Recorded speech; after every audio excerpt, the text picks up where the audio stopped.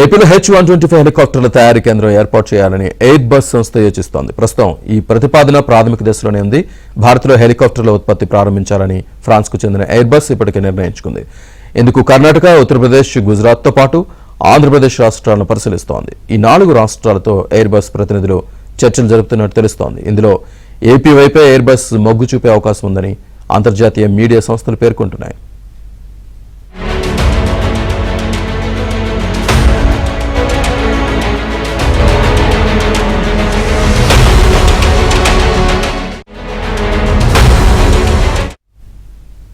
ఇప్పటికే కియాతో అంతర్జాతీయ గుర్తింపు పొందిన అనంతపురం జిల్లాలోని H-125 హెలికాప్టర్ల యూనిట్ను కూడా ఏర్పాటు చేసే అవకాశం ఉందని చెబుతున్నాయి.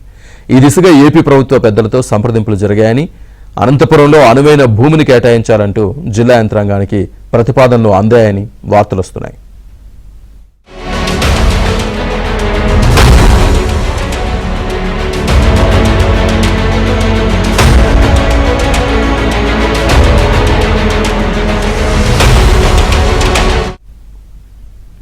ఫ్రాన్స్కు చెందిన ప్రతిష్టాత్మక విమాన కంపెనీ ఎయిర్ బస్ H-125 హెలికాప్టర్లను తయారు చేస్తోంది. ఇది సింగిల్ ఇంజిన్ హెలికాప్టర్. గరిష్టంగా 6 ప్రయాణించగలరు. పర్యాటకం, సరిహద్దుల్లో పహారా, విపత్తు సమయంలో సహాయక చర్యల్లో చక్కగా వినియోగించవచ్చు. దీని గరిష్ట వేగం గంటకు 289 కిలోమీటర్లు. భారత్తో పాటు ప్రపంచవ్యాప్తంగా అత్యధికంగా అమ్ముడవుతున్న హెలికాప్టర్ ఇదే. భారత్లో హెలికాప్టర్ల మార్కెట్కు పెరుగుతున్న డిమాండ్ను దృష్టిలో పెట్టుకుని made in India H-125 helicopter తయారు చేయాలని యోచిస్తున్నట్లు ఎయిర్ బస్ ఇదివరకే ప్రకటించింది.